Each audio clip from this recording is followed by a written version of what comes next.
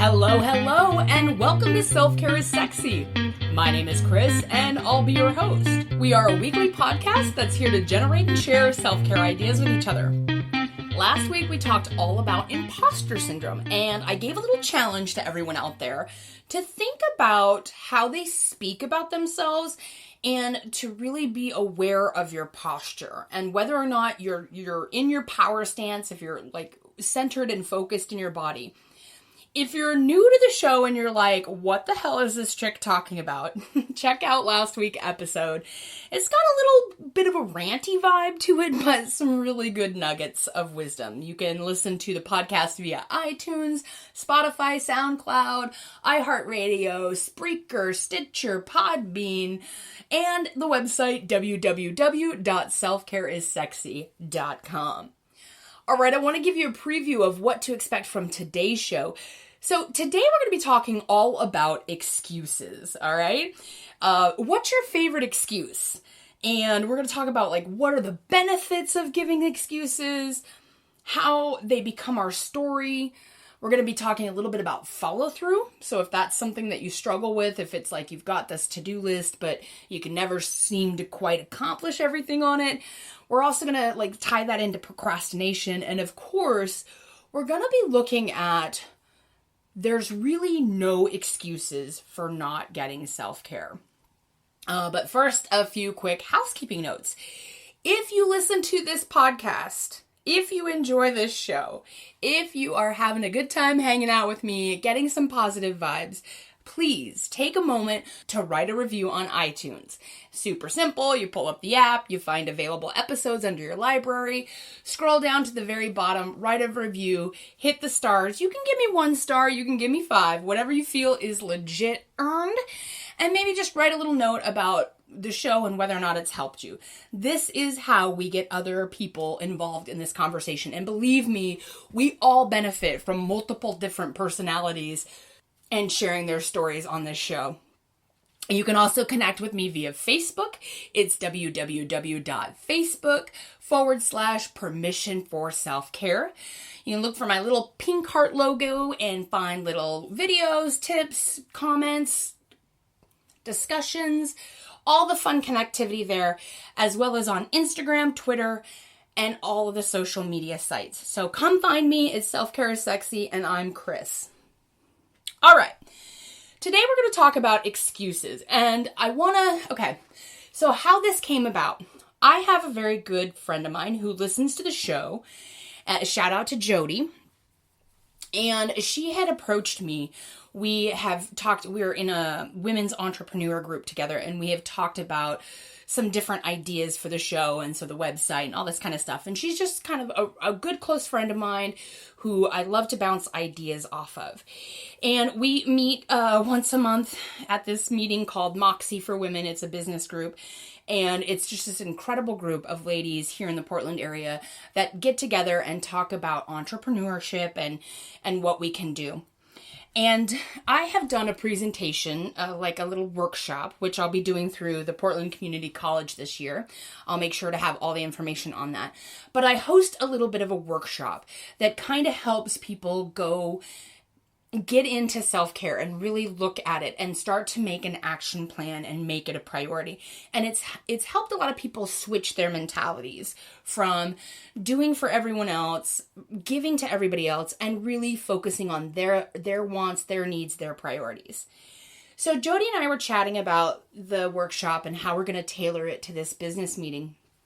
And she says to me, very candidly, like, Chris, I don't have time for self-care. I am just too busy. She's like, I think it's a great idea. I love that you're passionate about it, but I've got kids. I've got a full-time job. I have, my business and all this stuff. Like, I don't have time for self-care. It's not in the schedule. And it got me to thinking because my response, and I love Jody. I love you, girl. You're my pal. But my response was a little blunt. And if you tend to use that excuse or you tend to say, I'm too busy, there's a whole episode I talk about getting on the busy bus and just like using that as an excuse. I literally called her out and I was like, wow, is that your favorite excuse? And I want to start the conversation with that. What is your favorite excuse? Now think about it. The only time you have to come up with an excuse, the only time you have to, is when you're trying to tell a story of why something it did or didn't happen. Why something isn't happening, or why you weren't able to do something or accomplish something. You don't make excuses for behavior you agree to or that you buy into. You only make excuses when you think you're not reaching some sort of requirement. So, of course, some of the favorite excuses I hear all the time is, I'm so busy. Busy is everyone's favorite excuse. I'm so tired. I'm exhausted. Oh, I don't have energy, right? That's an excuse. If there is something you're trying to accomplish, maybe you're trying to lose weight, maybe you wanted to write a book, maybe you were hoping to improve your bowling game, but you find yourself coming up with all of these excuses as to why you're not taking action to accomplish that goal, you have to start looking at that goal and start really deciding, is that actually one of your priorities, or is it a should? Did you accidentally mistake a should for a goal? And did you accidentally decide and make this pact with yourself that this should has now become something you grind yourself to the ground to accomplish?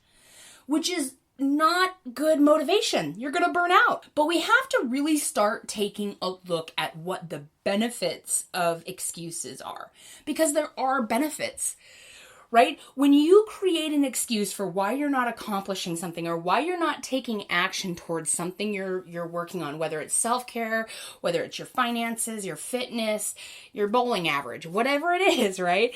There's some benefit to offering up excuses. Well, the number one benefit of producing an excuse is that you take the responsibility off of yourself. All of a sudden, you are giving the power to some other thing. Like sleep has more power over you than you do. You don't have a choice. You're a victim of it. I'm a victim of being tired. Tired is much, much bigger than me. And so offering up that excuse, I'm tired, I'm too tired to get up and work out, I'm too tired to meal prep, or I'm too tired to take time for myself and go to the salon or do whatever I need to for my self-care. You're deciding to not tell yourself the truth because it takes away the responsibility.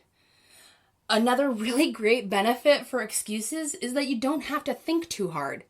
Right? Come at me. I've got excuses for anything. I've got a laundry list of excuses. All right? A lot of excuses come from our childhood. Oh, I was raised that way. Oh, I'm just big boned. Oh, that's just the way things are. I'll never change. I'm afraid of change. Do you hear yourself using these excuses? Do you believe them? And that's what I want to talk about today. Our excuses actually become our story. And how they become our story of who we are and why we do or don't do things? Repetition. If you repeatedly tell other people or repeatedly tell yourself, I'm too tired, I'm too busy, I was born that way, oh, I have no choice, something else bigger than me, my husband won't let me. Well, the kids need me. You know, that's another favorite excuse I hear from moms all the time. The kids need me. No shit, Sherlock, kids can't take care of themselves. We're with you. We get it. But at some point, that excuse is going to dissolve because at some point, your children get to the point where they should be able to take care of themselves. And in my experience, that's right around age 3, right? So yes, the first 3 years of your child's life, yeah, your child needs you to do everything for them. And, you know, that is a legit reason why you might not be able to be accomplishing some of your priorities or your goals. But I promise you, I've seen it happen.